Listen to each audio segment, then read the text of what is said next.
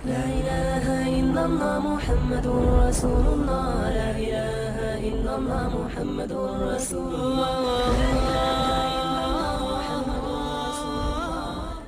السلام علیکم، میں ہوں یوسف شاہ اور تربیہ ٹی وی چینل کے توسط سے آپ سے مخاطب ہوں۔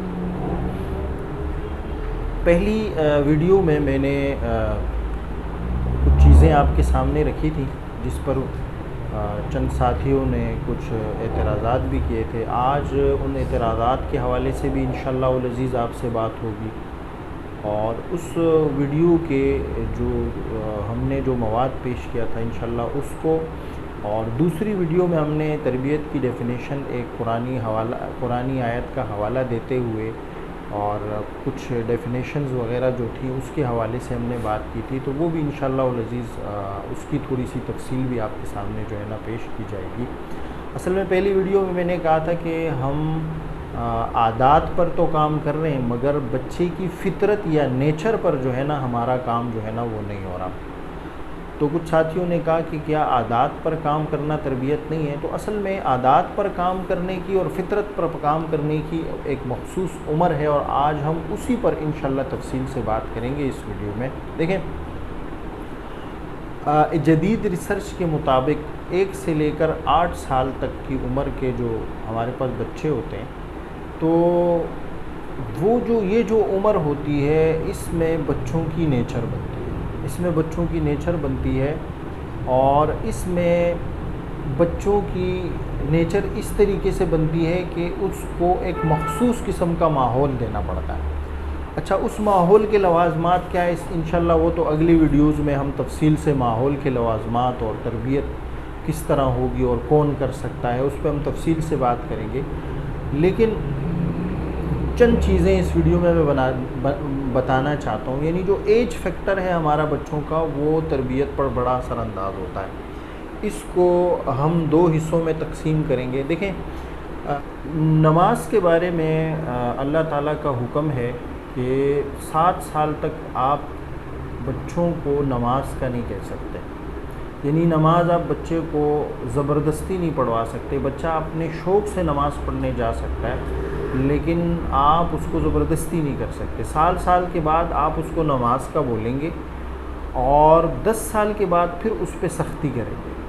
ابھی اسی تناظر میں چند چیزیں آپ کے سامنے بیان کرتا ہوں جو اس پہلی تعریف کی روح سے ہمارے سامنے آئی تھی۔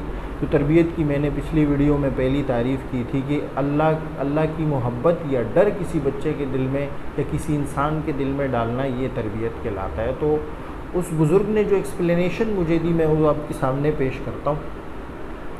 انہوں نے کہا کہ جو شروع کی عمر ہے یہ محبت کی عمر ہے۔ آپ بچوں کی دلچسپی کو برقرار رکھتے ہو کہ بچہ خود نماز میں انٹرسٹ لے، بچہ خود نماز میں دلچسپی لے اور وہ اللہ تعالیٰ کی محبت میں نماز پڑھنا شروع کر دے، تو آپ ماحول اس طرح کا رکھو گے کہ بچہ خود اس دلچسپی کے ساتھ نماز پڑھے، ڈر سے نہ پڑھے۔ شروع کی جو عمر ہے وہ محبت کی ہے، وہ دلچسپی کی ہے، اس میں اس بات کی ممانعت ہے۔ اچھا، یعنی کہ دنیا میں کام 2 طریقوں سے ہوتے ہیں۔ پچھلی ویڈیو میں نے کہا تھا کہ دنیا میں کام 2 طریقوں سے، یا دلچسپی سے یا ڈر سے۔ اچھا، اب دلچسپی کا زمانہ، ڈر کا زمانہ تو ہم یوں مخصوص تو نہیں کر سکتے، لیکن شروع میں ہماری ترجیح دلچسپی ہونی چاہیے کہ ہم بچوں کی دلچسپی کو بڑھائیں، اس چیز کے متعلق اس سے اللہ کی محبت کو بڑھائیں۔ کسی بھی چیز کی محبت اس کے دل میں پیدا کرنی ہو تو اس میں دلچسپی کو ملحوظ خاطر رکھیں، چاہے وہ علم ہے، چاہے وہ نماز ہے، چاہے وہ دوسری چیزیں ہیں، جتنی بھی ساری چیزیں، کیونکہ نیچر ڈیولپ ہوتی ہے اور اس نیچر جو ہے نا وہ ماحول سے ڈیولپ ہوتی ہے۔ تو جتنا اچھا ماحول ملے گا، مطلب ماں باپ نمازی ہوں گے، اساتذہ نمازی ہوں گے، اس کے کلاس فیلوز نمازی ہوں گے، اس کے مدرسے میں جو اس کے ساتھ بچے پڑھتے ہیں وہ نمازی ہوں گے، تو وہ بچہ بھی آٹومیٹکلی انشاءاللہ العزیز وہ چیز اس کے اندر جذب ہوگی، اور وہ بھی لازمی جو ہے نا وہ اس کی نیچر میں جائے گی۔ جب نیچر میں جائے گی تو اس کی عادت بنانا پھر مشکل نہیں ہوتا۔ پہلی ویڈیو میں نے آپ تھوڑا سا ذکر کیا تھا کہ عادت بنانے میں جو ہے وہ 22 سے 40 دن لگتے ہیں، اور نیچر بنانے میں یہ پورا ایک پروسیس ہے، وہ بنانی پڑتی ہے۔ نیچر جو ہے وہ ڈیولپ ہوتی ہے یا بنانی پڑتی ہے 1 سے لے کے 8 سال کی عمر میں۔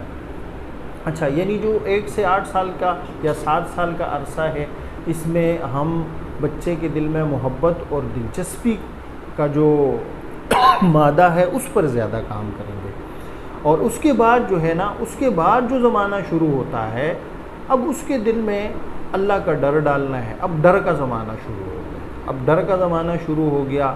اب وہ اس کی جو بھی عادات و اطوار بنیں گی، یا ہم اس کی عادات پر جو کام کریں گے، اب عادات پر کام کرنے والا زمانہ شروع ہو گیا ہے۔ اب ہم نے اس کی عادات کو ڈیولپ کرنا ہے، اس کی عادات کو سیٹ کرنا ہے، نیچر پر کام کمپلیٹ ہو گیا ہے۔